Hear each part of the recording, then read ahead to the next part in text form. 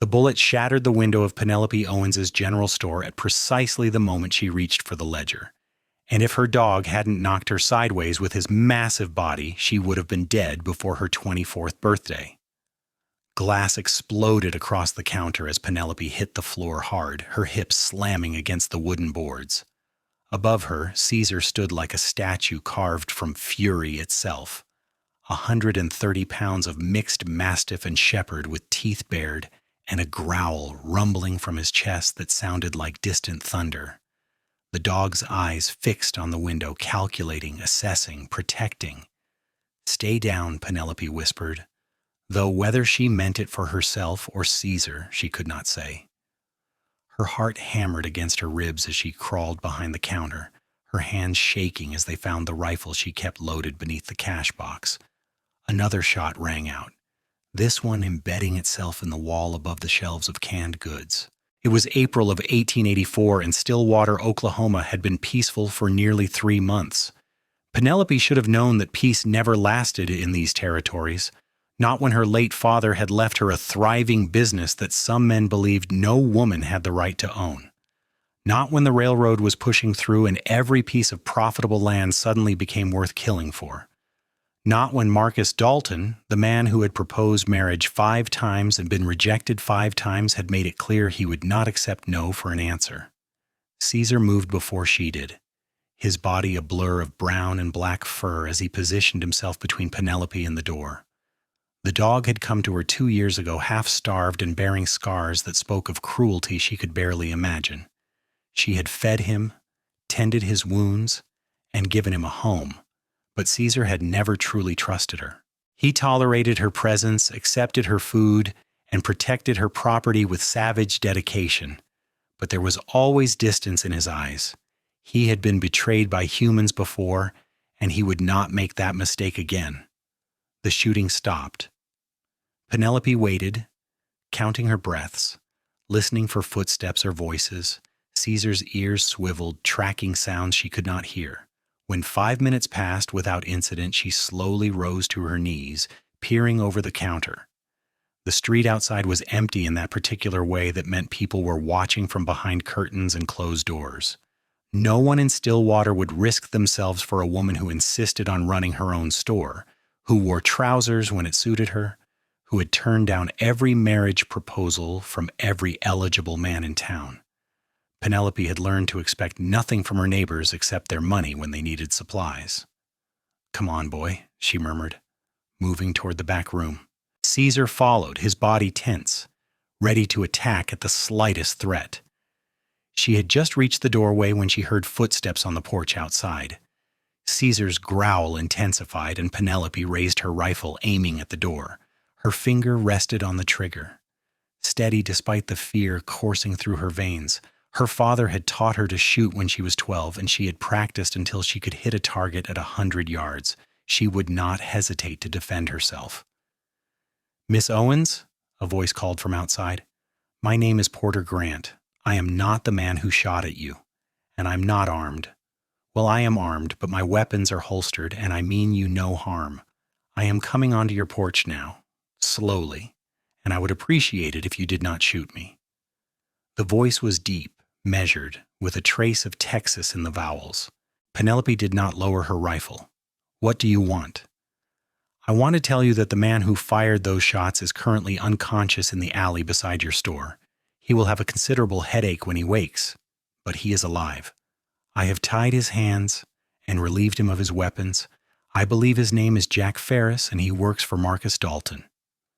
Penelope's jaw tightened. Of course Dalton had sent someone. The man could not accept rejection without attempting to eliminate the woman who had dared to refuse him. "Why should I believe you?" "Because if I meant you harm, I would not be standing on your porch announcing myself. I would have simply walked in. Your door is not locked." He was right about that. Penelope cursed under her breath. In her panic, she had forgotten to throw the bolt. Caesar moved toward the door, his hackles raised, his teeth still bared. The dog's distrust radiated from him like heat from a forge. "I am going to push the door open," the voice said. "Just a little, so you can see my hands. I will not enter unless you permit it." The door swung inward slowly, and Penelope saw two hands, palms forward, fingers spread. They were work-hardened hands, scarred and tanned, the hands of a man who had spent his life outdoors. She waited, her rifle steady, as the door opened wider to reveal the man attached to those hands. Porter Grant was not what she expected. He stood perhaps 6 feet tall, with broad shoulders and the lean build of a man who lived in the saddle. His face was weathered but not old, maybe 30 at most, with lines around his eyes that came from squinting into the sun. He wore a dusty black hat, a faded blue shirt, and trousers that had seen better days. Twin revolvers hung at his hips, but his hands remained raised, making no move toward them. What struck Penelope most were his eyes. They were gray, the color of storm clouds, and they looked at her with a directness that was neither threatening nor presumptuous. He was assessing her, yes, but not the way most men did. He was not looking at her figure or her face with that particular hunger she had learned to recognize and despise. He was looking at her the way one might look at a fellow soldier in a battle, with respect and curiosity. Then his gaze dropped to Caesar, and something shifted in his expression. Interest, perhaps, or recognition of a kindred spirit. Caesar's growl never wavered, but the dog took one step forward, sniffing the air between them. "That is a fine animal," Porter said quietly. "Mastiff and shepherd, I would guess. He has been hurt before, badly. That is why he trusts no one." "How would you know that?" Penelope demanded, though she did not lower her rifle. "Because I have seen that look in dogs before, and in people." Porter's eyes met hers again. "Miss Owens, I apologize for the intrusion, but I believe you are in danger. Marcus Dalton has hired at least 3 men that I know of to either force you into marriage or remove you from this town permanently. Jack Ferris was the first. There will be others. And what concern is that of yours? It became my concern when I witnessed an attempted murder in broad daylight." Porter lowered his hands slowly, moving with deliberate care. "I am a hired hand, recently arrived in Stillwater looking for work. I have experience with horses, cattle, and unfortunately with men like Marcus Dalton. I have no particular allegiance to anyone in this town, which means I have no reason to lie to you." Penelope studied him, trying to determine if he was telling the truth. In her experience, men who showed up offering help usually wanted something in return, something she was not willing to give. But Porter Grant stood there calmly, making no demands, applying no pressure. He simply waited, his hands at his sides, his posture relaxed despite the rifle pointed at his chest and the dog ready to tear out his throat. "Caesar," she said softly, "back." The dog did not move. Caesar never obeyed her commands, not really. He did what he wanted when he wanted, and right now he wanted to guard the doorway against this stranger. Penelope had long since given up trying to train him. The dog had been broken too thoroughly by whoever had owned him before. All she could do was provide food, shelter, and the freedom to make his own choices. Porter's gaze shifted to Caesar again. "May I approach him?" "I would not recommend it. He has bitten 3 men since I took him in, and he shows no inclination toward friendliness." "I understand." Porter crouched slowly, lowering himself until he was at eye level with the dog. He did not reach out, did not make any sudden movements. He simply waited, his gray eyes fixed on Caesar's brown ones. The silence stretched. Penelope found herself holding her breath, waiting for Caesar to lunge, to attack, to do what he always did when strangers came too close, but the dog stood frozen, his growl fading to a low rumble, his ears forward rather than pinned back. "You were hurt by someone you trusted," Porter said, his voice barely above a whisper. "Someone who should have protected you. And now you protect her because you understand what it means to be vulnerable. I respect that. I respect you." Caesar's tail, which Penelope had rarely seen move except in agitation, twitched once. Just once, barely noticeable, but it was there. The dog took a step forward, closing the distance between himself and Porter, and sniffed the man's face. Penelope watched in astonishment as Caesar, her fierce guardian who trusted no one, allowed Porter Grant to remain in his space without attacking. The dog did not wag his tail or show affection, but the growling stopped entirely, and after a long moment Caesar stepped aside, granting permission for the man to enter. "Well?" Penelope said, lowering her rifle at last. "That is unexpected." Porter stood slowly, careful not to startle the dog. "Animals know things about people that we cannot always see.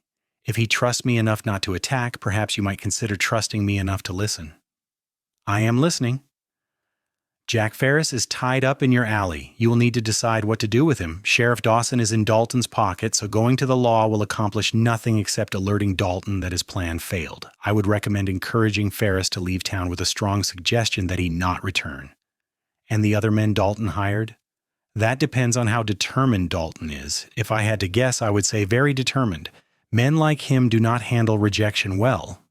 And from what I have heard in the saloon, you have rejected him repeatedly and publicly. He sees you as an obstacle to be removed." Penelope set her rifle on the counter and moved to the window, careful to stay out of direct line of sight. The street was beginning to return to normal, people emerging from their hiding places now that the danger seemed to have passed.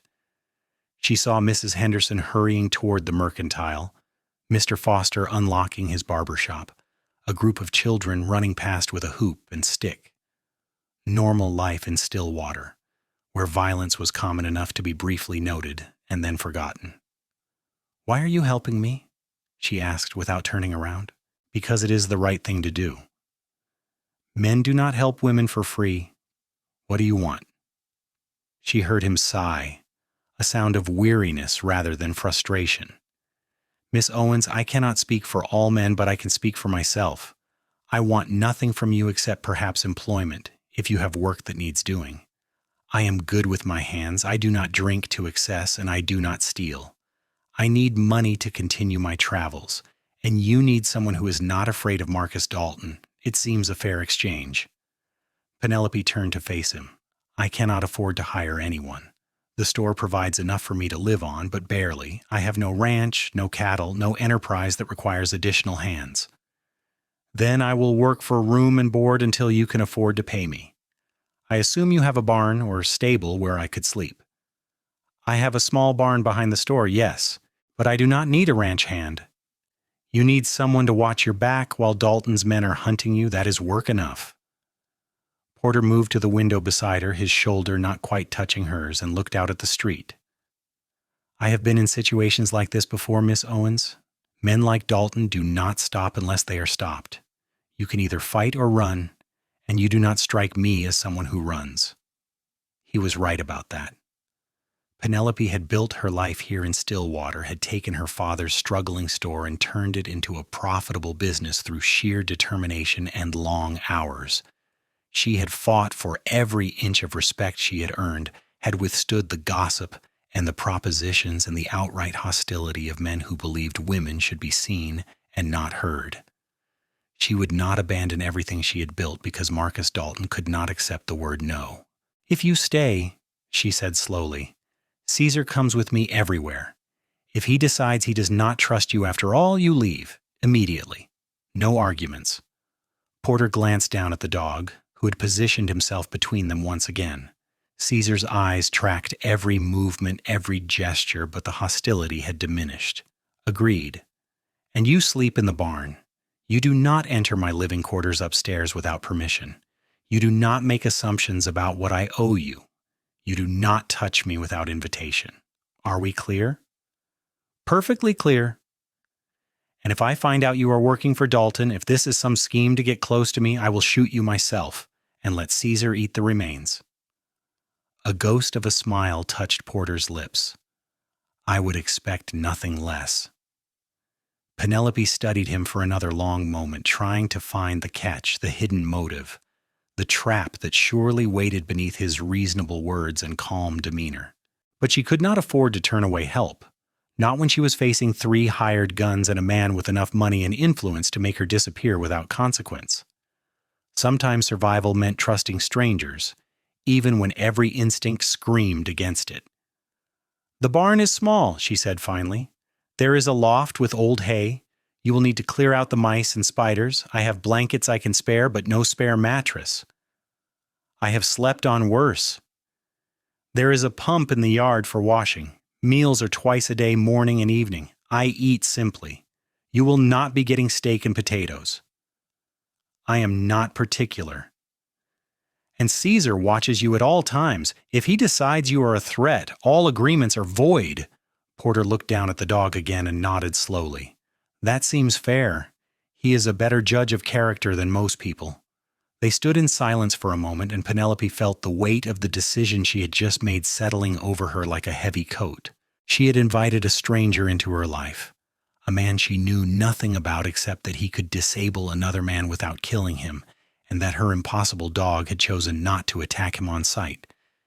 It was either the smartest or the stupidest thing she had ever done, and she would not know which until it was too late to change her mind. We should deal with Jack Ferris, Porter said, before he wakes up and causes more trouble. They found Ferris exactly where Porter had said he would be, slumped against the wall in the alley with his hands tied behind his back and a growing bruise on his jaw. The man's hat lay in the dirt beside him, and his gun belt was missing. He groaned as they approached, his eyes fluttering open, then widening when he saw Penelope standing over him with her rifle. You have two choices, Penelope said coldly. You can get on your horse and ride out of Stillwater right now, or I can drag you into the street and let everyone know that Marcus Dalton hired you to murder a woman in cold blood. I wonder how that would sit with the good Christian folk of this town, knowing that Dalton is willing to kill rather than accept rejection. Ferris spat blood into the dirt. Dalton will kill you for this. Dalton is welcome to try, but if I were you, I would be more concerned about what will happen when I tell his wife that he has been proposing marriage to me for the past year. I wonder if she knows about his plans to become a widower and a new husband all at once. The color drained from Ferris's face. Whatever he had expected from Penelope Owens, it was not this calm, cold threat that struck at the heart of Dalton's carefully constructed respectability. A man could kill a business rival and call it justice, but public humiliation and the wrath of a wealthy wife were different matters entirely. Porter cut the ropes binding Ferris's wrists and hauled the man to his feet. Your horse is at the end of the alley. I suggest you ride hard and do not look back. And if you have any sense of self-preservation, you will tell Dalton that Miss Owens is under protection now. Any further attempts on her life will be met with consequences. Ferris stumbled away, holding his jaw, casting one last venomous look at Penelope before he disappeared around the corner. They heard hoofbeats moments later, fading into the distance. He will tell Dalton, Penelope said. This is not over. No, Porter agreed, but you have bought yourself time. Dalton will need to reconsider his approach, and that gives us the advantage. Us? Porter met her gaze steadily. I gave my word I would help you. I do not break my word, Miss Owens. There was something in his voice, a conviction that went beyond mere employment or temporary alliance. Penelope recognized it because she heard the same tone in her own voice when she made promises. It was the sound of someone who had broken promises before, or had promises broken, and had decided that honor mattered more than convenience. You should call me Penelope, she said. If you're going to be sleeping in my barn and eating at my table, formality seems excessive. Then you should call me Porter. They stood in the alley as the afternoon sun beat down on the dusty streets of Stillwater, and Penelope felt something shift in the air between them. Not attraction, not yet, but recognition. They were both survivors, both fighters, both people who had learned not to trust easily, and somehow, impossibly, they were becoming allies. Caesar brushed against Penelope's leg, and she looked down to find the dog watching Porter with what might have been curiosity rather than hostility. It was the most remarkable thing she had seen in 2 years of living with the fierce, damaged animal. Come on, she said, turning back toward the store. I need to board up that window before nightfall, and you need to clear out the barn. We have work to do. Porter followed her, and Caesar followed him, and for the first time since her father died, Penelope Owens felt like she might not be facing the world entirely alone. The days that followed fell into a rhythm that Penelope had not expected. Porter proved to be a man of his word, asking for nothing beyond the simple food and shelter she provided. He repaired the broken window, reinforced the locks on the doors, and spent hours in the barn transforming the neglected space into livable quarters. He worked quietly, efficiently, never intruding on her space or her privacy, but always present when customers arrived, a silent reminder that Penelope Owens was no longer unprotected. Caesar's reaction to Porter continued to baffle her. The dog still did not show affection in any traditional sense. He did not wag his tail when Porter appeared, did not seek out pets or scratches behind the ears, but he no longer growled when Porter approached. And more remarkably, he began to follow the man around the property as if he had appointed himself Porter's guardian as well as Penelope's. On the third evening, Penelope found them in the barn together. Porter brushing down a horse he had borrowed to ride into town for supplies, Caesar sitting nearby watching every movement. The lantern light cast long shadows across the walls, and in that golden glow, Penelope saw Porter speaking softly to the dog, his voice too low for her to make out the words. "He is listening to you," she said from the doorway, and both man and dog turned toward her. "He never listens to me." Porter set down the brush and wiped his hands on his trousers. "He listens to you more than you realize. But he is not a dog who obeys commands. He is a dog who makes choices. There is a difference." "You sound like you have known many dogs like him." "I have known many creatures like him, dogs, horses, people. Those who have been betrayed learn to rely only on themselves. Trust becomes a luxury they cannot afford." Porter moved to the stall door, leaning against it with easy grace. But even the most damaged souls can heal, given time and patience and proof that not everyone will hurt them. Penelope stepped into the barn, drawn by something in his voice. "You speak from experience." "We all have our scars, Penelope. Some are just more visible than others." She wanted to ask him about his scars, about the life he had lived before arriving in Stillwater, about the shadows she sometimes saw in his gray eyes. But she understood the value of privacy, of keeping the past buried where it could not hurt anymore. If Porter wanted to tell her his story, he would do so in his own time. "I made extra biscuits," she said instead, "and there is stew if you are hungry." "I am always hungry. Thank you." They walked back to the store together, Caesar between them like a living bridge. The spring air was cool, carrying the scent of prairie grass and distant rain. Stillwater had quieted for the evening. Most people settled in their homes, a few stragglers drinking at the saloon down the street. Penelope had always loved this time of day, when the world slowed down and she could hear herself think. Inside, she ladled stew into bowls and set out the biscuits, along with the last of the butter she had traded for. Porter ate with the focused attention of a man who had known hunger, cleaning his bowl and accepting seconds without embarrassment. They did not speak much during the meal, but the silence was comfortable rather than awkward. "Tomorrow I need to ride out to the Patterson Ranch," Penelope said as she cleared the dishes. "They owe me for 3 months of supplies, and I cannot afford to let the debt continue." Porter looked up sharply. "The Patterson Ranch is 12 miles from here. That is too dangerous." "I have made the ride before." "Not while Marcus Dalton has hired guns looking for opportunities. An isolated road, no witnesses. It would be easy to make it look like an accident." Penelope set down the dishes with more force than necessary. "I cannot run my business from inside this store, Porter. I have debts to collect, orders to deliver, a dozen tasks that require me to leave town. I cannot become a prisoner in my own home." "I am not suggesting you become a prisoner. I am suggesting you do not ride alone. And I suppose you intend to accompany me." "That was my thought, yes." She turned to face him, frustration building in her chest.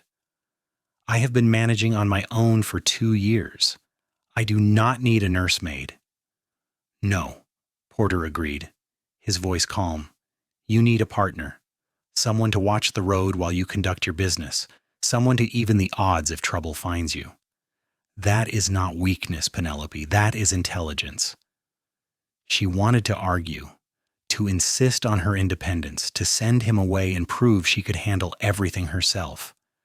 but she had seen the look in Jack Ferris's eyes before he fired those shots, had heard the stories about the other men Dalton had hired. Porter was right, damn him. She could not afford to let pride get her killed. "Fine," she said curtly. "We leave at dawn, and Caesar comes with us." Porter smiled, a real smile this time, one that reached his eyes and transformed his weathered face into something almost boyish. "I would not dream of leaving him behind." That night, Penelope lay in her bed above the store and listened to the sounds of the prairie through her open window.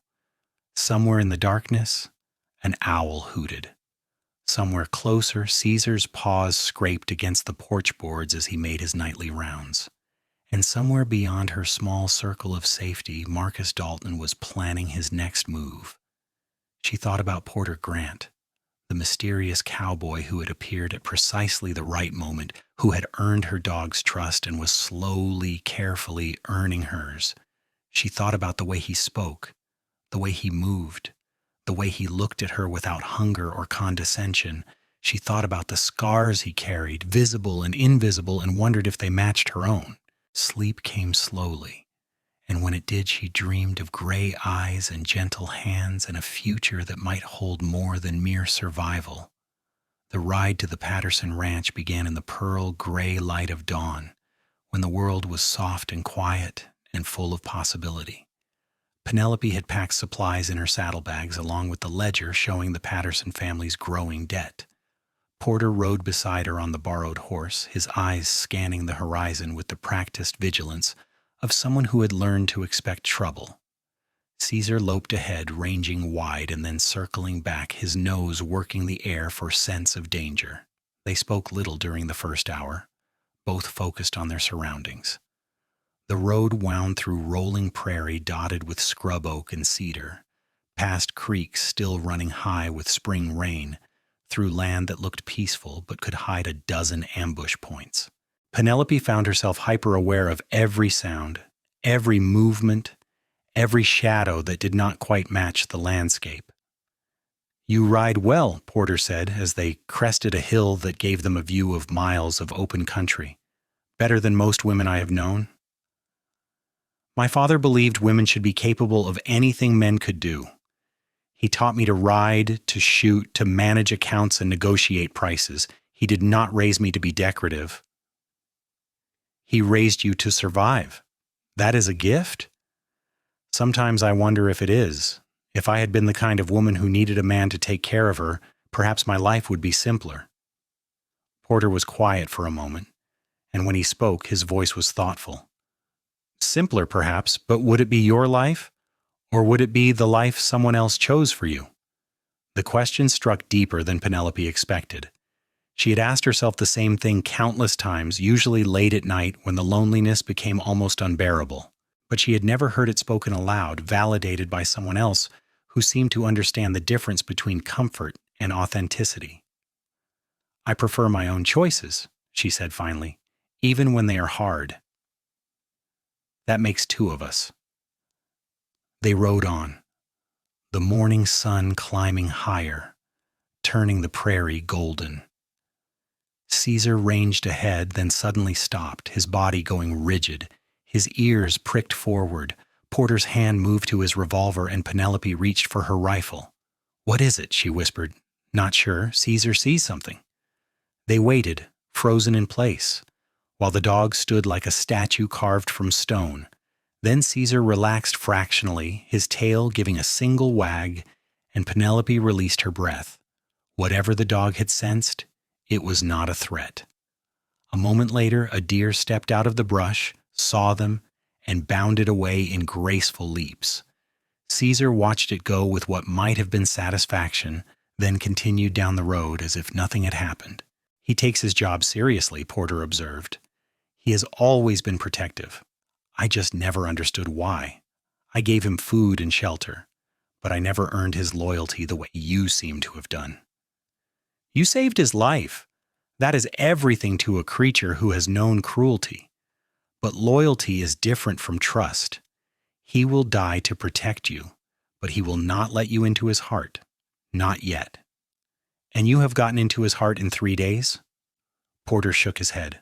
Not his heart, but I have shown him that I respect his boundaries, that I will not force anything from him, that I see him as an equal rather than a possession.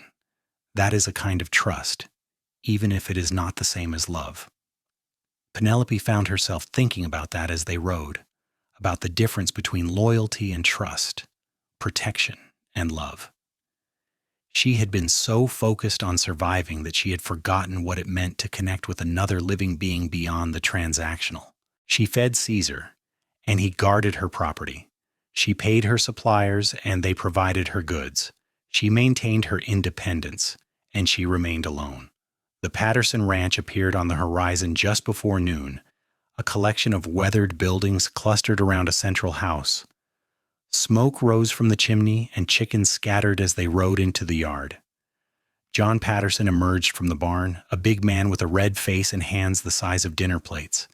His expression shifted from surprise to wariness when he saw Porter riding beside Penelope.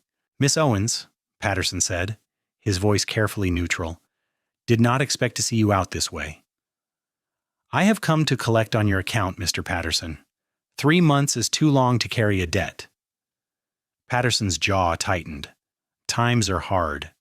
The winter was rough and we lost stock. I told you I would pay when I could. And I have been patient, but I cannot extend credit indefinitely. I need payment, at least partial payment, or I will have to refuse future orders." "That is not very neighborly of you." "Business is not about being neighborly, Mr. Patterson. It is about being fair. I have given you supplies on credit because your family needed them. Now I need payment because my business requires it." Patterson's gaze shifted to Porter, hostility clear in his eyes. "Who is this? Your enforcer?" "He is someone who works for me," Penelope said evenly, "and he is here because traveling alone is not safe these days. Now, can we discuss payment, or shall I mark your account as delinquent?" The negotiation took the better part of an hour. Patterson insisted he had no cash, but eventually agreed to provide cattle in trade to be delivered to Stillwater within the week. It was not the ideal arrangement, but Penelope knew how to sell livestock, and the cattle would bring enough profit to cover the debt. She marked the agreement in her ledger, had Patterson sign it, and they parted ways with stiff courtesy. "He was not happy," Porter observed as they rode away from the ranch. "Men like Patterson expect women to be soft, to forgive debts because asking for payment is unwomanly. He will complain to his wife, who will complain to her friends, and I will be called grasping and hard-hearted, but I will be solvent, and that matters more than their opinions. You have done this before. Many times. My father warned me it would be like this. He told me that running a business as a woman meant being twice as tough and half as forgiving as any man. He told me I would be hated for it, and he was right, but I would rather be hated and independent than liked and owned." Porter looked at her with something in his expression that made her heart skip. It was not pity or condescension or the usual masculine certainty that he knew better. It was respect, pure and simple, the kind of respect that came from understanding rather than obligation. "You are remarkable, Penelope Owens," he said quietly. She felt heat rise to her cheeks and looked away, uncomfortable with the sincerity in his voice. "I am practical. There is nothing remarkable about that. I disagree, but I will not argue with you." They made good time on the ride back to Stillwater, reaching the town limits as the sun began its descent toward the western horizon. Caesar had ranged wide all day, investigating every smell and sound, returning periodically to check on them before disappearing again into the prairie grass.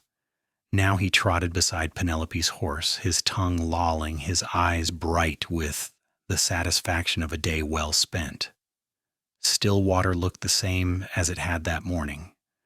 Dusty streets and weather-worn buildings, people going about their business with the weary determination of those who had chosen to make a life in unforgiving territory. But as they approached the general store, Penelope saw something that made her pull up short. The door stood open. She never left the door open. Porter saw it at the same moment she did. His hand moved to his revolver, and he gestured for her to stay back. But Penelope was already dismounting, her rifle in her hands, her heart pounding with a mixture of fear and fury. If Marcus Dalton had sent someone to destroy her store while she was gone, she would make him regret it for the rest of his life. Caesar reached the door first, his hackles raised, a warning growl rumbling from his chest.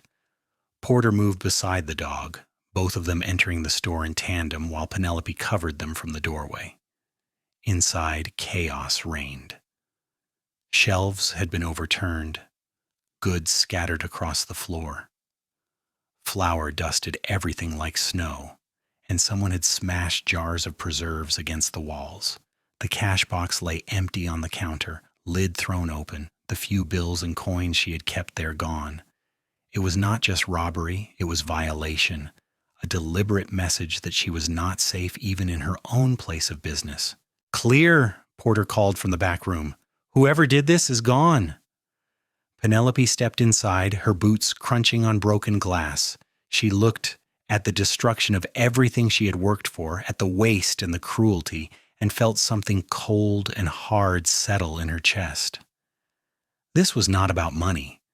This was about breaking her spirit, making her afraid, forcing her to accept that a woman alone could not survive in this world. "Dalton?" she asked, her voice steady despite the rage boiling inside her. "Most likely, or someone he paid.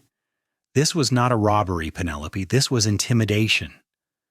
She set her rifle down carefully and began picking up the scattered goods, sorting what could be salvaged from what was ruined. Porter joined her without being asked, righting the shelves, sweeping up broken glass, working in silence because there were no words that would make this better.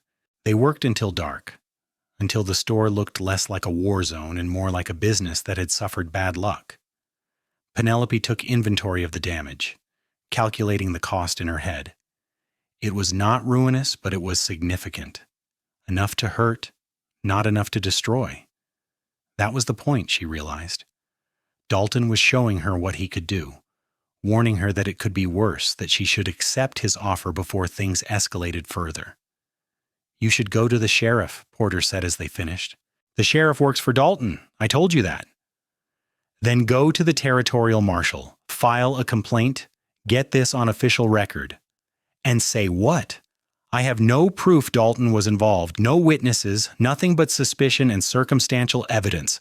The marshal will not act on that, and Dalton will hear that I tried to accuse him, which will only make things worse." Porter leaned against the counter, frustration clear on his face. "So what will you do?" "I will clean up, restock, and continue running my business, and I will make sure Dalton knows that I cannot be scared away."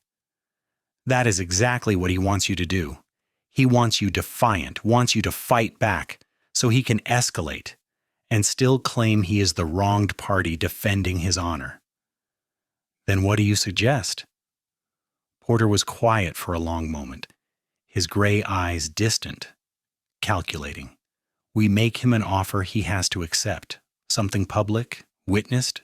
That makes him look like a reasonable man while boxing him into a corner. What kind of offer?" "You publicly acknowledge that he has made business proposals regarding your store.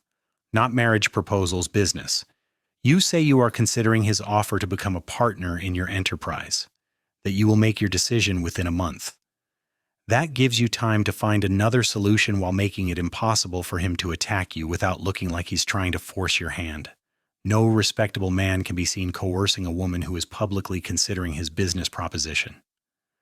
Penelope turned the idea over in her mind, looking for the flaws, the traps, the ways it could backfire. But the logic was sound. Dalton's attacks had been covert precisely because he could not afford to be seen as a man who hurt women. His reputation in Stillwater depended on the illusion of respectability. If she forced him into the open, made him play the role of patient suitor waiting for her decision, she bought herself time and protection. "That might work," she said slowly. "But what happens in a month when I have to give my answer?" "In a month, we find a way to remove Dalton from the equation entirely, one way or another." There was steel in Porter's voice, a promise that made Penelope both grateful and uneasy. She did not know what Porter Grant was capable of, what violence he had committed in his past, what lines he was willing to cross, but she knew he meant what he said, and that knowledge was both comforting and terrifying. "Tomorrow," she said. "I will make the announcement tomorrow when people are in town for Sunday services. Half the town will hear it, and the other half will hear about it before sundown." "Good, and tonight I sleep in the store with you. Upstairs, I mean, but just outside your door. If they come back, I want to be here." Penelope should have argued, should have insisted on her privacy, her independence, her boundaries, but she was tired, so tired, and the thought of not being alone in the darkness above the violated store was too appealing to refuse. "All right," she said, "but Caesar sleeps between us." Porter's lips quirked in what might have been a smile. "I would expect nothing less." They climbed the stairs to her small living quarters, Caesar leading the way. Porter settled himself just outside her bedroom door with a blanket and his rifle, and Penelope lay in her bed listening to his breathing, to the dog's soft snores, to the sounds of the night outside her window. She felt safer than she had in years, and that realization frightened her almost as much as Dalton's attacks. She was beginning to trust Porter Grant. Worse, she was beginning to depend on him. And history had taught her that depending on anyone was a dangerous mistake, but as she drifted towards sleep, she could not quite regret his presence. For the first time in a very long time, she did not feel alone. Sunday morning dawned bright and clear, the kind of spring day that made even Stillwater look almost pretty. Penelope, dressed in her best dress, a dark blue calico that her father had bought for her before he died, and pinned her hair up in a style that was both respectable and severe. She needed to look like a businesswoman today, competent and serious, someone whose decisions mattered. Porter had gone back to the barn to make himself presentable, and when he emerged, Penelope was surprised by the transformation. He had shaved, revealing a strong jaw and a face that was younger than she had thought. His clothes were clean if worn, and he wore his hat at an angle that spoke of confidence rather than bravado. He looked like a man who belonged in Stillwater, not just a drifter passing through.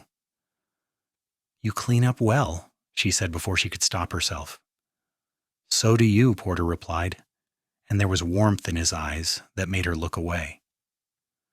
They walked to the church together, Caesar trotting beside them. Heads turned as they passed, and Penelope heard the whispers starting. By the time they reached the white clapboard building at the edge of town, she knew the entire congregation would be watching them. Reverend Matthews stood at the door, greeting his flock with the practiced benevolence of a man who had spent his life managing small-town politics disguised as spiritual guidance. His eyes widened when he saw Penelope approaching with Porter and Caesar. "Miss Owens," he said carefully, "I did not expect to see you today." "I have an announcement to make, Reverend. I thought this would be the most appropriate venue." "An announcement? May I address the congregation before services begin?" Matthews looked uncomfortable, but he could hardly refuse without appearing rude. "Of course. Please, come inside." The church was already half full, families settling into their pews, fans waving against the growing warmth of the day. Penelope saw Marcus Dalton sitting near the front, his wife beside him, both of them dressed in expensive clothes that set them apart from the farmers and ranchers who made up most of Stillwater's population. Dalton's eyes narrowed when he saw her, and something like calculation flickered across his face. Penelope walked to the front of the church, Porter remaining near the door with Caesar. She turned to face the congregation, her heart pounding but her voice steady when she spoke. "Good morning. I apologize for interrupting, but I have a business matter to address, and I wanted the whole town to hear it at once rather than through rumor and gossip. As many of you know, Marcus Dalton has approached me several times regarding my general store. He has proposed a business partnership, one that would combine his resources with my enterprise. I've been reluctant to accept, as I value my independence and the legacy my father left me. However, recent events have made me reconsider." She paused, letting the words sink in, watching the reactions ripple through the crowd. Dalton's wife looked confused, then suspicious. Dalton himself had gone very still, his expression unreadable. "I am announcing today that I will seriously consider Mr. Dalton's business proposition over the next month. I will examine his offer in detail, consult with advisors, and make my decision based on what is best for the store and for Stillwater. I hope the community will respect this process and allow me the time and space to make such an important decision without pressure or interference." She looked directly at Dalton as she said the last words and saw understanding dawn in his eyes. She had outmaneuvered him, at least temporarily. He could not attack her now without appearing to be the very kind of bully she had just implicitly accused him of being. His hands clenched briefly, then relaxed, and he nodded slowly, acknowledging the move. "Mr. Dalton," she said, "I look forward to discussing the details with you in a professional manner over the coming weeks." "As do I, Miss Owens," Dalton said smoothly, rising to his feet. "I am pleased that you are finally giving my proposal the consideration it deserves. I am certain we can come to an arrangement that benefits us both." His wife's face had gone tight, and Penelope knew she would be having a very interesting conversation with her husband after services. But for now, the public performance was complete. Penelope had bought herself time, and more importantly, she had forced Dalton to play by rules that constrained his ability to harm her. She returned to the back of the church and stood beside Porter as Reverend Matthews began his sermon.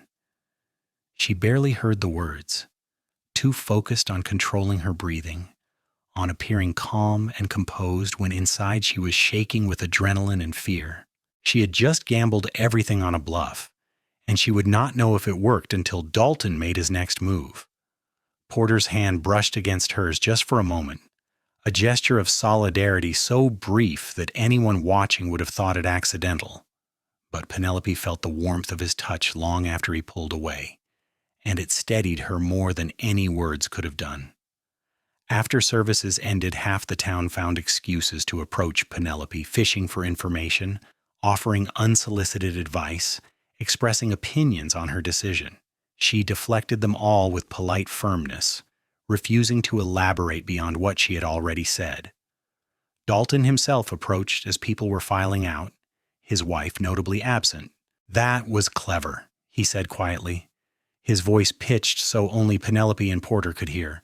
"Forcing me to play the gentleman, but you cannot maintain this fiction forever, Miss Owens. Eventually you will have to give me an answer, and we both know what that answer will be." "Do we?" Penelope asked.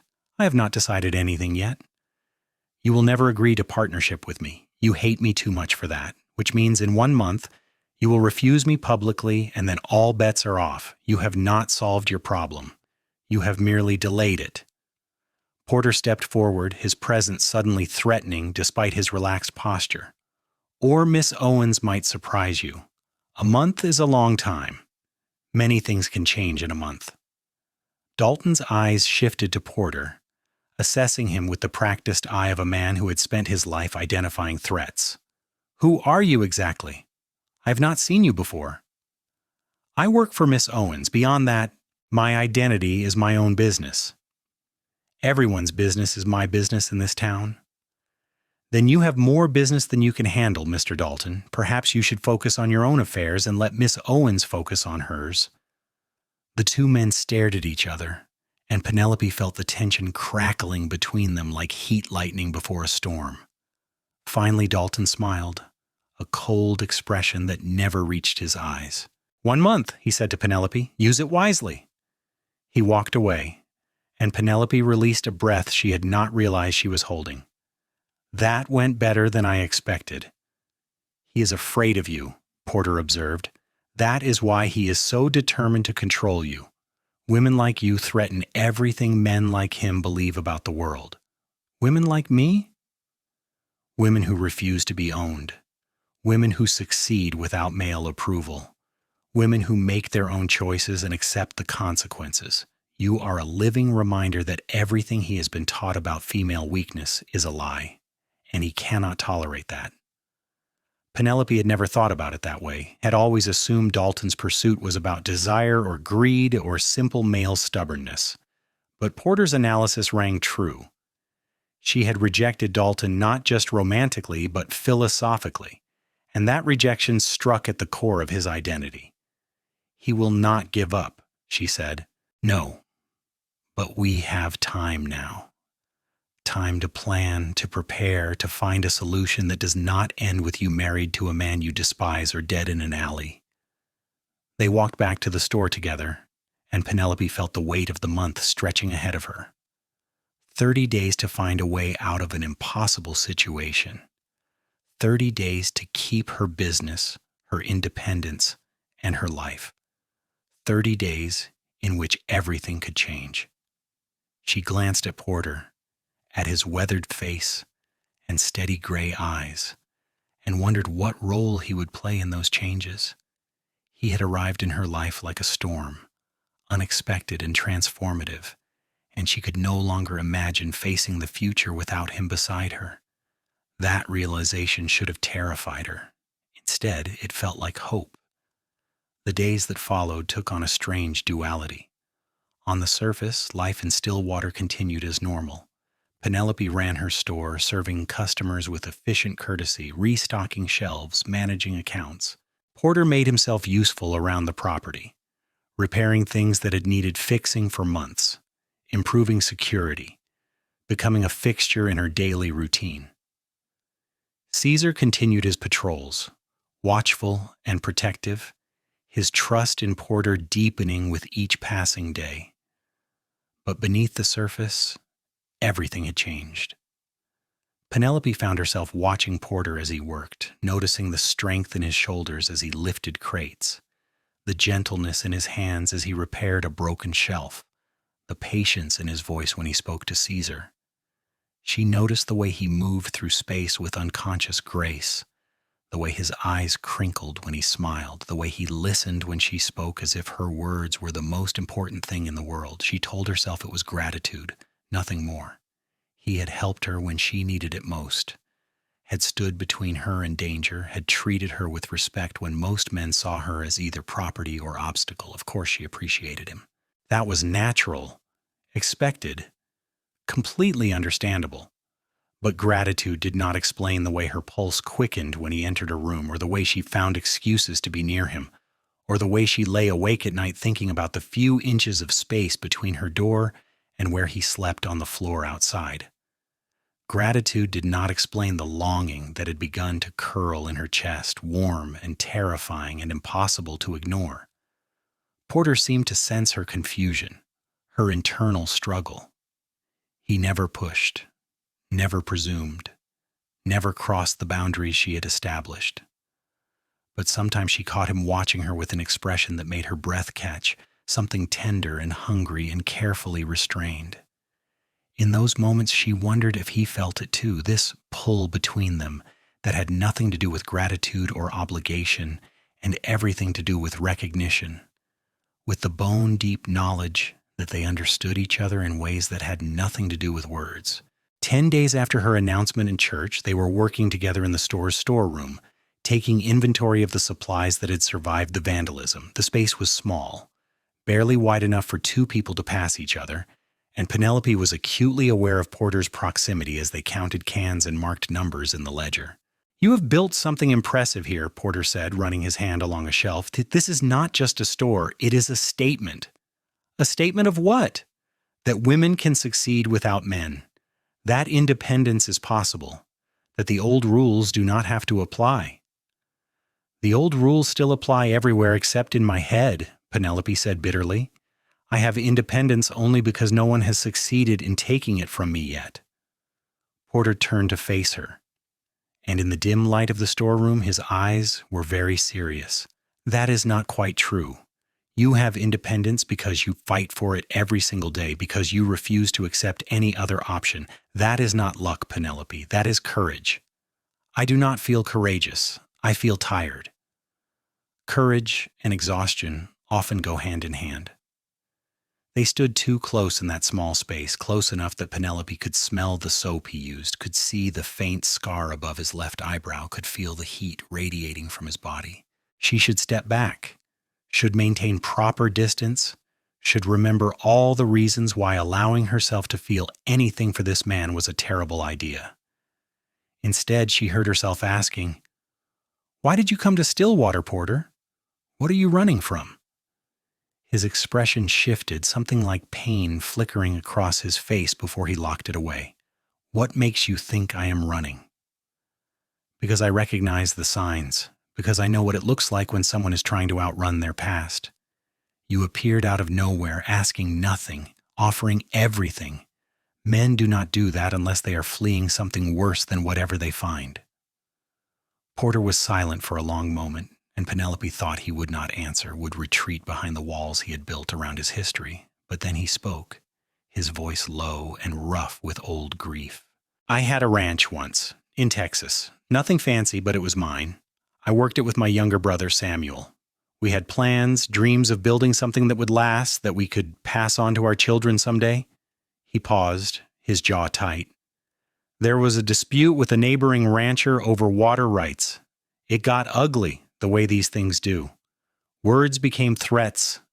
Threats became violence. One night, our neighbor sent men to burn us out. Samuel was in the house when it caught fire. I got him out, but he had breathed too much smoke. He died 3 days later. Penelope felt tears sting her eyes. Porter, I am so sorry.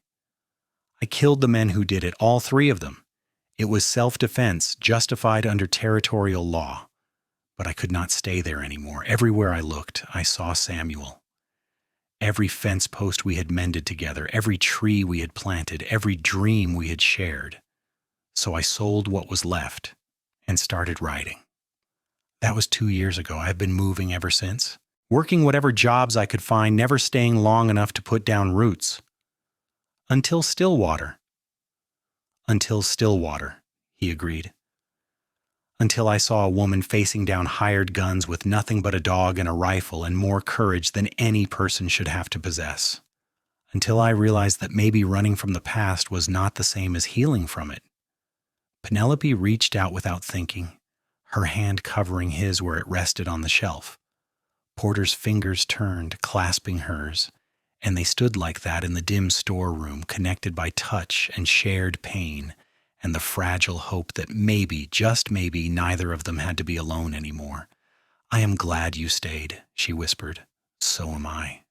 The moment stretched between them, heavy with possibility, with all the things they were not saying, with the future that might exist if they were brave enough to reach for it.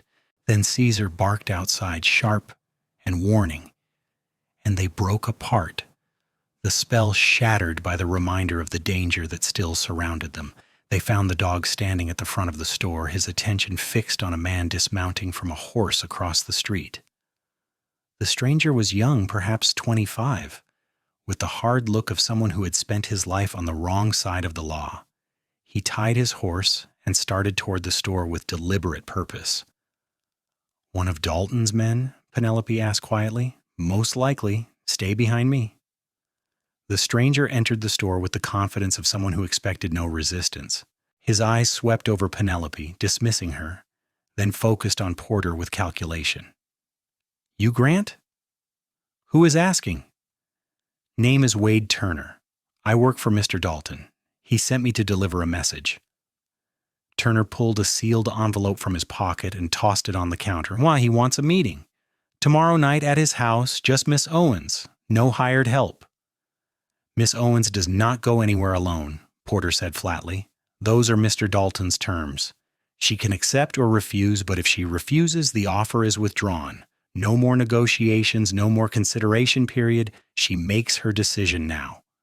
Penelope picked up the envelope and broke the seal. Inside was a formal invitation, written in Dalton's precise handwriting, requesting her presence for dinner and business discussion. It was polite, proper, completely reasonable on the surface, and utterly terrifying underneath. Tell Mr. Dalton I will consider his invitation, Penelope said. Turner smirked. You do that. You got until tomorrow at noon to respond. If he does not hear from you, he will assume your answer is no, and we all know what that means. He left, and Penelope crumpled the invitation in her fist. He is forcing my hand, making me choose between accepting his terms or ending the pretense. You cannot go to his house alone. It is a trap.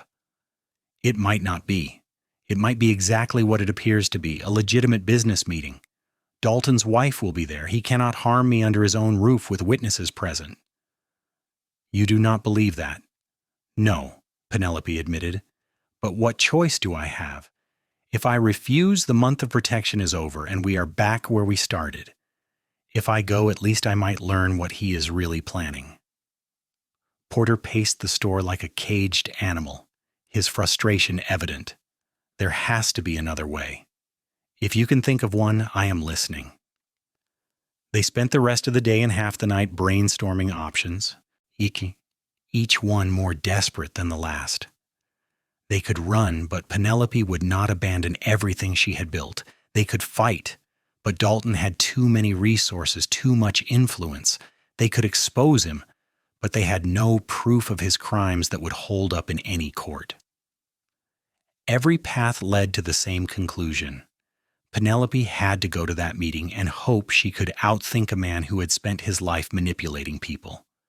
The next morning, Penelope sent her acceptance via the same messenger, then spent the day preparing. She dressed carefully, choosing a dress that was respectable but not submissive, that projected confidence without being confrontational.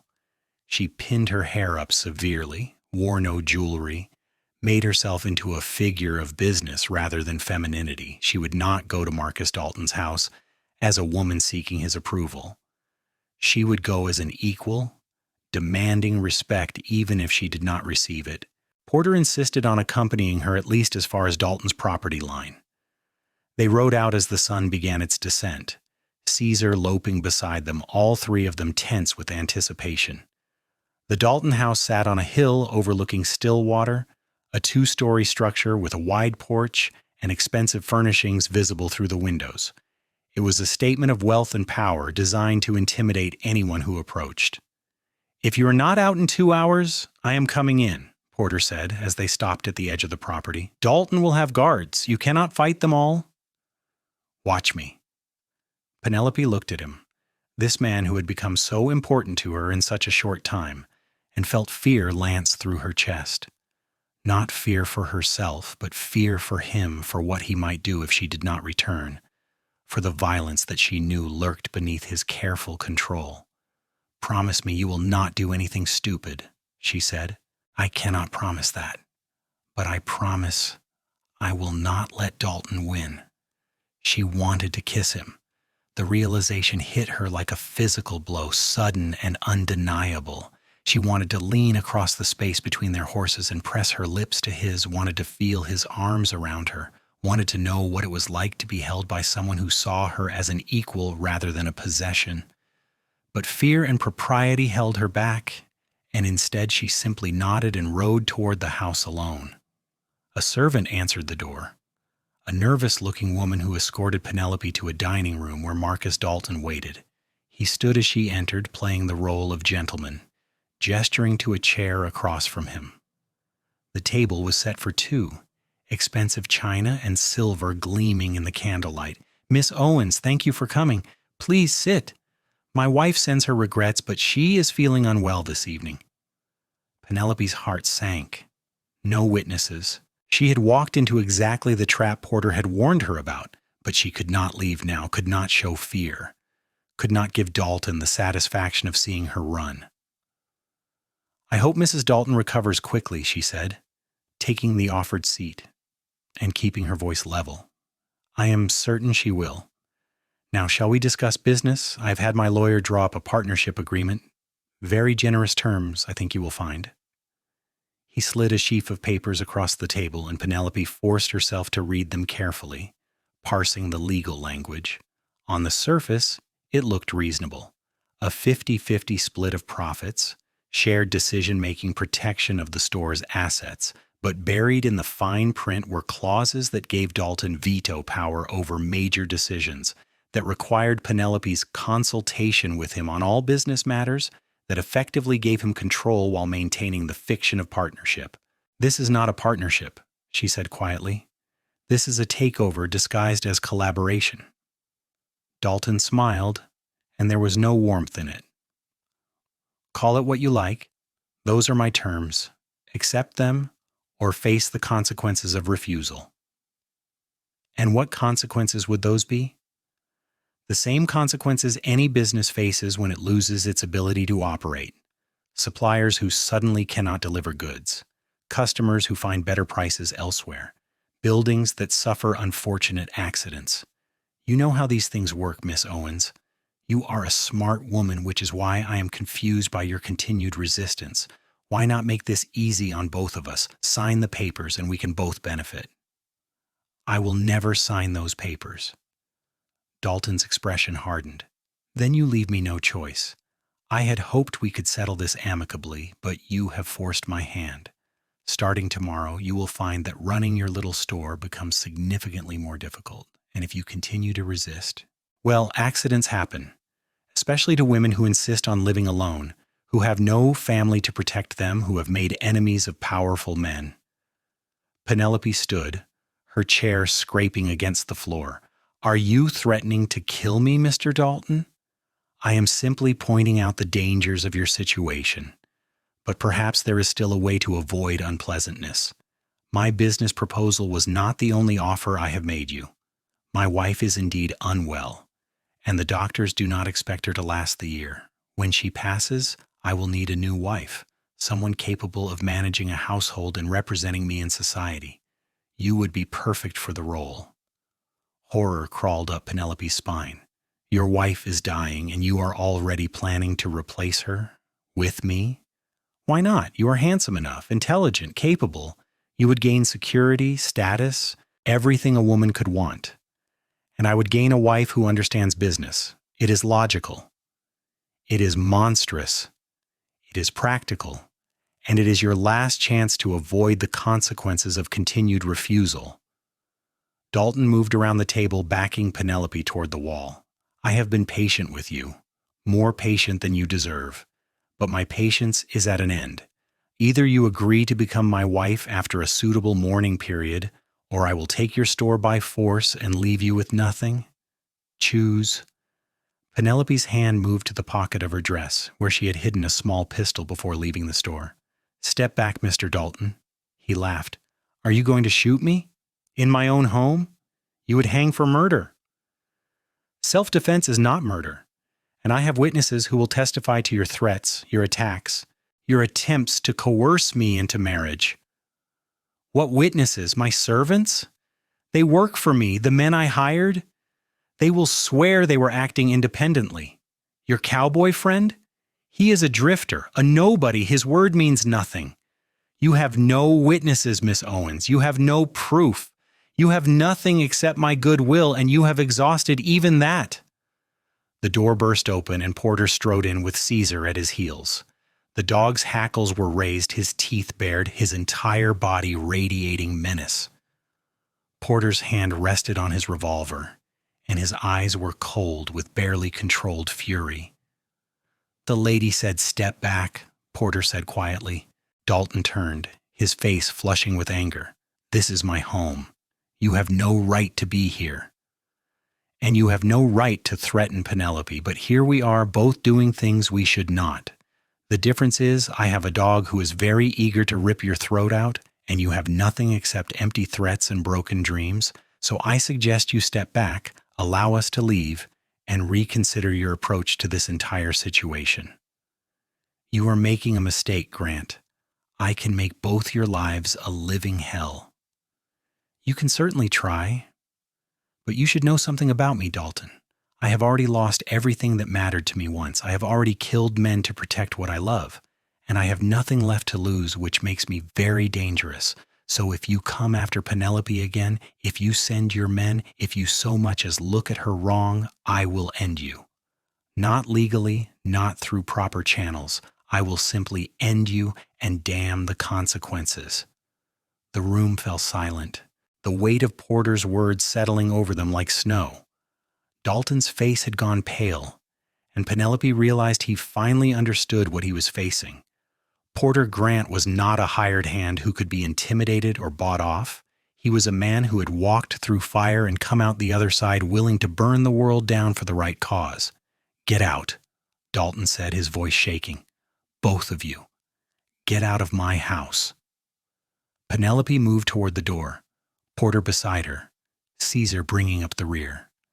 They made it to their horses without incident, mounted, and rode away from the Dalton house as fast as the animals could carry them. They did not stop until they reached the store, did not speak until they were safely inside with the doors locked and the lamps lit. Then Penelope turned to Porter and said, "You should not have threatened him like that. Now he will come after both of us." "He was already coming after both of us. At least now he knows what it will cost him." "You said you would kill him. You meant it." "Yes." "Porter, I cannot ask you to do that. I cannot ask you to become a murderer for me." He crossed the space between them in 2 strides and took her face in his hands, his touch gentle despite the violence still simmering in his eyes. "You are not asking, Penelope. I am offering. I am choosing. Because somewhere between the moment I first saw you standing in this store with a rifle and the moment I watched Caesar decide you were worth protecting, I fell in love with you, and I will not let anyone hurt you, not Dalton, not his hired guns, not anyone, ever." Penelope's breath caught, her heart pounding so hard she thought it might break through her ribs. "Porter, you do not have to say anything. I know this is complicated. I know you have spent your whole life fighting to stay independent. I know loving me would be another risk in a life full of risks. But I needed you to know how I feel, why I am willing to fight for you, not because I think you belong to me, but because you have become essential to me. You and Caesar and this life we have been building together. That is worth fighting for. That is worth dying for." She should be terrified. She should push him away, remind him of her boundaries, reestablish the careful distance that kept her safe. But she was so tired of being safe, so tired of being alone, so tired of pretending that she did not feel this same overwhelming love that had crept up on her when she was not paying attention. "I love you too," she whispered. "Did God help me? I love you too." Porter kissed her then, soft and sweet, and full of all the tenderness he had been holding back. Penelope melted into him, her hands fisting in his shirt, her body pressed against his as if she could physically merge them into one person. It was her first kiss, and it was perfect, and it terrified her how right it felt, how much she wanted more, how completely she had surrendered the independence she had guarded so fiercely. They broke apart finally, both breathing hard, and Penelope saw her own wonder reflected in Porter's eyes. "What do we do now?" she asked. "Now? Now we figure out how to end this thing with Dalton once and for all. And then we figure out how to build a life together that honors both our needs, because I do not want to own you, Penelope. I want to partner with you, the way we have been partnering all along, as equals." Penelope felt tears spill down her cheeks, and she did not bother to wipe them away. "No one has ever treated me as an equal before, except my father." "Then I am in good company." They spent the rest of the night talking, planning, working out a solution to the Dalton problem that did not involve murder or surrender. By dawn, they had the outline of a plan, risky and complicated but possible. It would require help, allies, people willing to stand up to Marcus Dalton despite the risks. But Penelope had been building quiet relationships in Stillwater for 2 years, had extended credit and shown kindness, and proven herself reliable. It was time to call in those debts. Over the next 2 weeks, they worked systematically, approaching people who owed Penelope favors, who had grievances against Dalton, who were simply tired of living under the thumb of a man who believed his wealth entitled him to anything he wanted. The Patterson family, grateful for the extended credit and fair dealing. The widow Thompson, whose late husband had been cheated by Dalton in a land deal. The Mexican family who ran the livery, who had been subjected to Dalton's bigotry and casual cruelty. One by one, they agreed to testify about Dalton's business practices, his threats, his attempts to monopolize trade in Stillwater.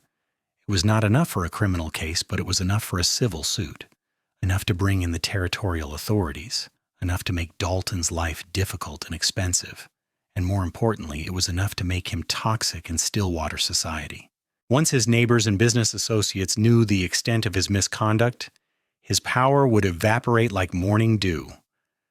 They presented their evidence to the territorial marshal when he made his monthly visit to Stillwater. The marshal, a grizzled veteran named Harrison, who had no love for rich men who thought themselves above the law, listened carefully and promised an investigation.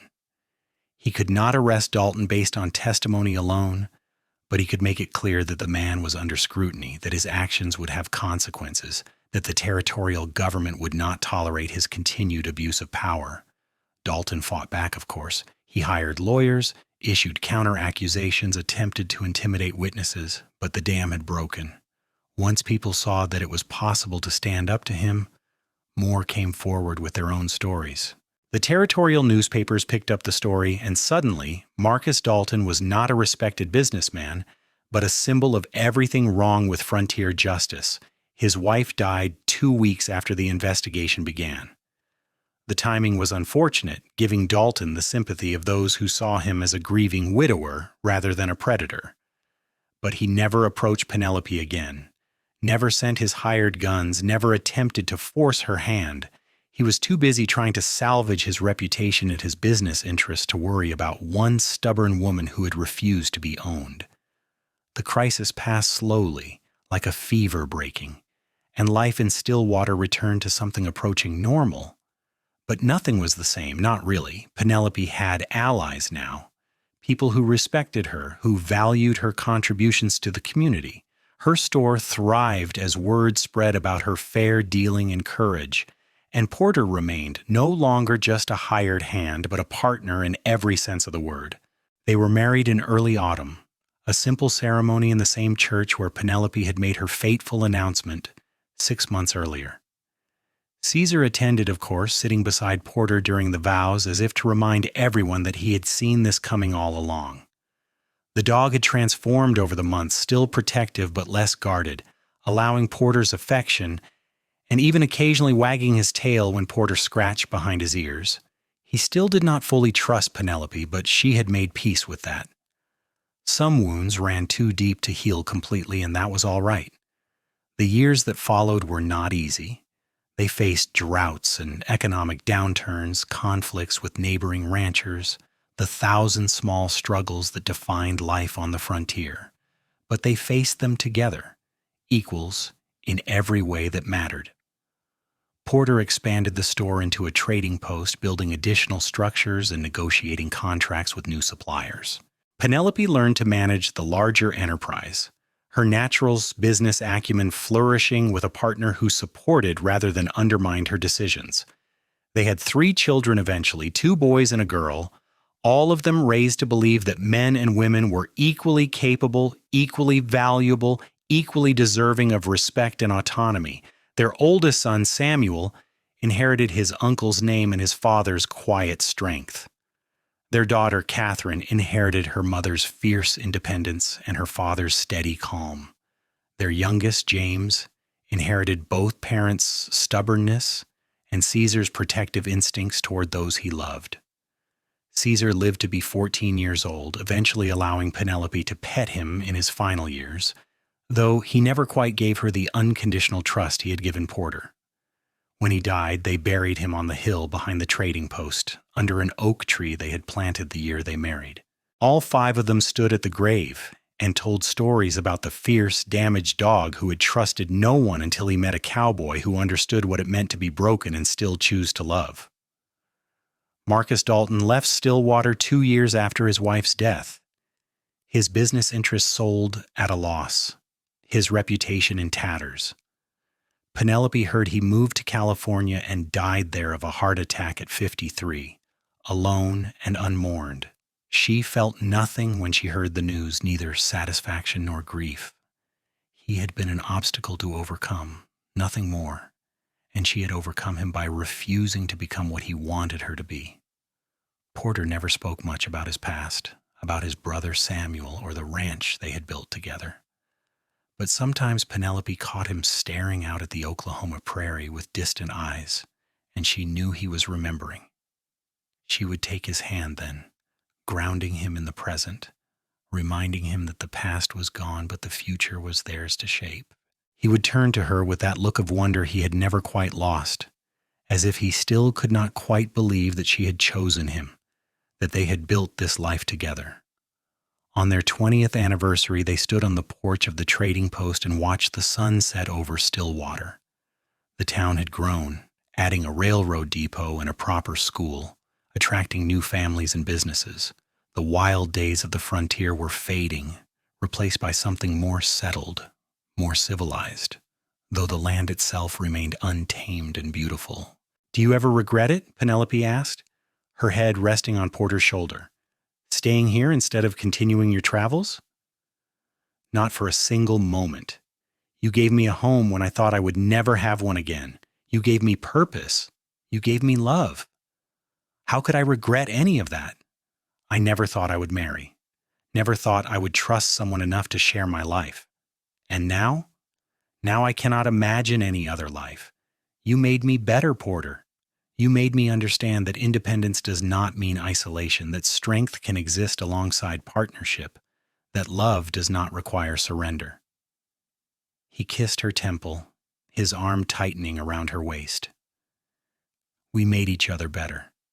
That is what real partnership means."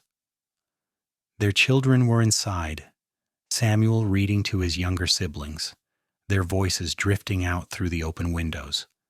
The trading post was closed for the evening, the accounts balanced, the inventory complete. Everything they had worked for, everything they had built, spread out before them in the gathering darkness. Penelope thought about the girl she had been when Porter first arrived in Stillwater, fierce and frightened and determined to survive at any cost. That girl would not recognize the woman she had become, this woman who had learned to trust, to love, to believe in the possibility of happiness. But perhaps that was the point. Perhaps the greatest courage was not in maintaining walls, but in knowing when to lower them, when to let someone in, when to choose connection over safety. "I love you," she said, the words as natural as breathing now, though they had been so hard to say the first time. "I love you too," Porter replied. "Always have, always will." They stood together as the stars emerged one by one, painting the Oklahoma sky with silver light. Somewhere in the darkness, a coyote called, and somewhere closer, one of their horses nickered softly in the barn. The prairie wind carried the scent of sage and dust and the promise of rain. It was an ordinary evening in an extraordinary life, and Penelope Owens Grant, who had once believed she would face the world alone, knew herself to be profoundly blessed. The Wild West was changing, becoming something tamer, something safer. But the spirit that had drawn people to these hard lands, the determination to build lives of meaning and purpose despite impossible odds, that spirit remained. It lived in the trading post she and Porter had built together, in the children they were raising to be strong and kind, in the community they had helped shape through example and effort. Years later, when Penelope was an old woman surrounded by grandchildren, someone would ask her about those early days in Stillwater, about the confrontation with Marcus Dalton, about how she had survived when so many others had failed. She would smile then, that same fierce smile that had intimidated men twice her size, and she would say, "I had a guard dog who trusted no one. And then I met a cowboy who earned the dog's trust and mine. Everything else followed from that." It was the truest thing she knew, distilled to its essence. Caesar had been the guardian she needed, but also the mirror that showed her what trust could look like when freely given rather than demanded. Porter had been the partner who proved that love and independence could coexist, that strength came in many forms, that the right person would enhance rather than diminish her spirit. Together, the three of them had formed an unlikely family, bound not by blood or obligation, but by choice and respect and the fierce determination to protect what mattered. The trading post passed to Samuel when Porter and Penelope grew too old to manage it, and he ran it with the same integrity his parents had demonstrated. Catherine became a teacher, opening a school for girls in Oklahoma City, carrying her mother's legacy of female independence into a new generation. James took to ranching, partnering with his wife to build a successful cattle operation that supplied beef to the growing territories. Porter lived to be 73, dying peacefully in his sleep with Penelope beside him, his last words a whispered declaration of love. Penelope followed him 5 years later, her body simply deciding it had done enough, had lived enough. had loved enough.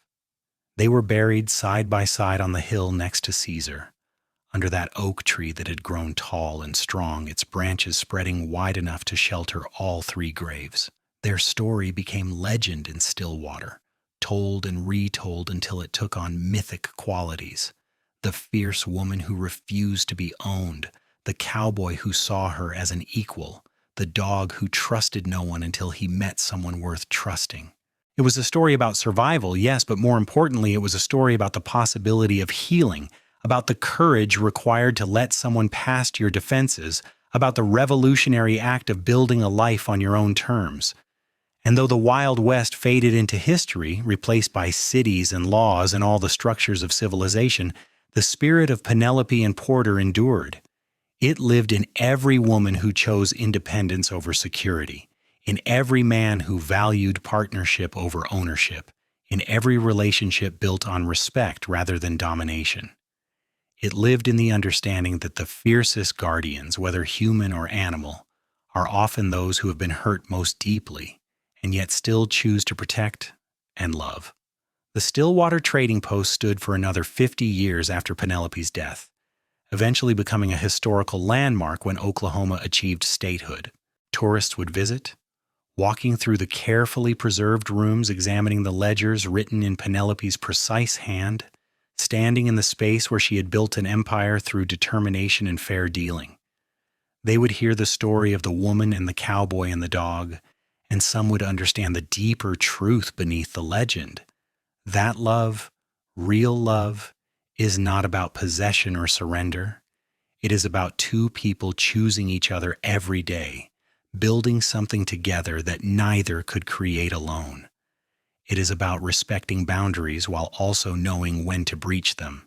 It is about trust earned through action rather than demanded through word. It is about finding someone who sees you, truly sees you, and chooses to stand beside you regardless of the cost. Penelope Owens Grant lived her entire life on her own terms, refusing to compromise her values even when compromise would have been easier. She built a business, a family, a legacy that outlasted the prejudices of her time. She loved deeply and was loved in return, proving that strength and vulnerability were not opposites but two sides of the same coin. She made mistakes and learned from them, fell and got back up, faced down men who would have destroyed her, and emerged victorious. But perhaps her greatest achievement was simpler than all of that. She learned to trust.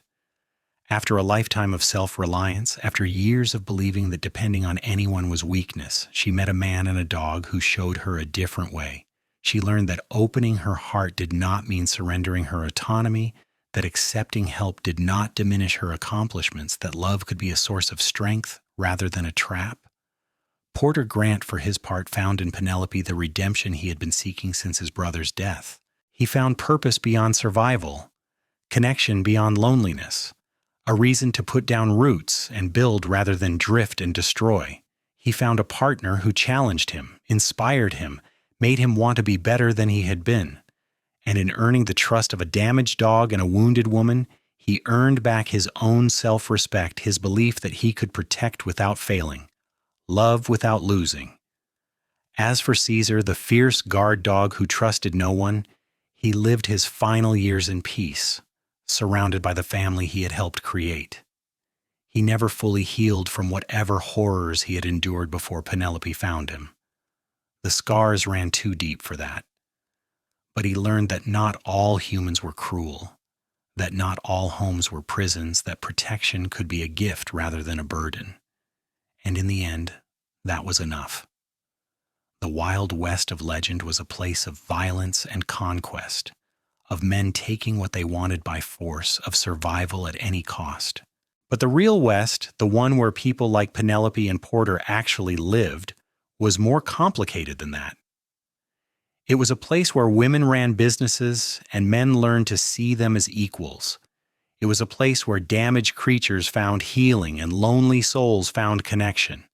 It was a place where the old rules were being rewritten by people brave enough to imagine different futures. Stillwater, Oklahoma, in 1884 was just one small town in a vast territory, but it was also the entire world to the people who lived there, who built lives and raised families and created meaning from the raw materials of earth and sky and human determination. The story of Penelope and Porter was just one story among thousands, but it was also universal, touching on themes that transcended time and place. What does it mean to trust? How do we heal from betrayal? Can independence coexist with love?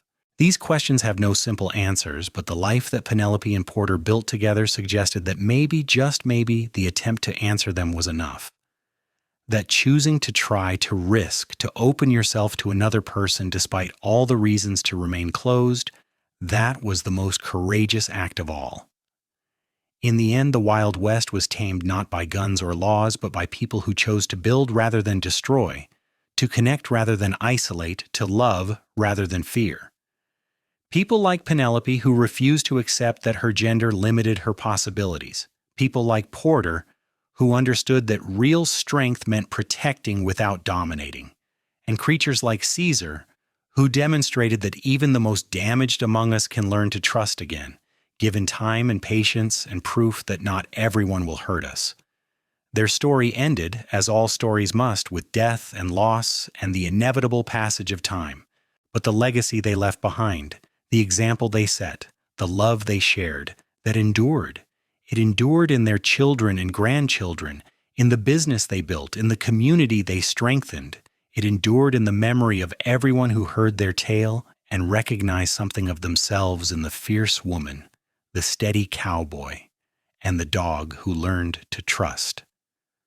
The Wild West may be gone, swallowed by progress and paved over with highways and shopping centers, but the spirit of that time, the determination and courage and stubborn optimism that defined it, that remains. It remains in anyone who refuses to accept limits imposed by others, who builds partnerships based on equality rather than ownership, who chooses love despite all the risks it entails. Penelope Owens Grant would have been pleased to know that her story survived her, that future generations would learn from her example. But she would have been more pleased to know that she lived fully, loved deeply, and died with no regrets. She made her own choices, fought her own battles, and built a life that honored both her independence and her capacity for connection. In the end, what more could anyone ask for? The sun sets every evening over the Oklahoma prairie, painting the sky with colors that would make angels weep. And if you listen carefully, standing on that hill where 3 graves rest beneath an ancient oak, you might hear echoes of their story carried on the wind. The fierce woman who trusted no one, the cowboy who earned her trust, the dog who brought them together. A love story from the Wild West as timeless as the land itself.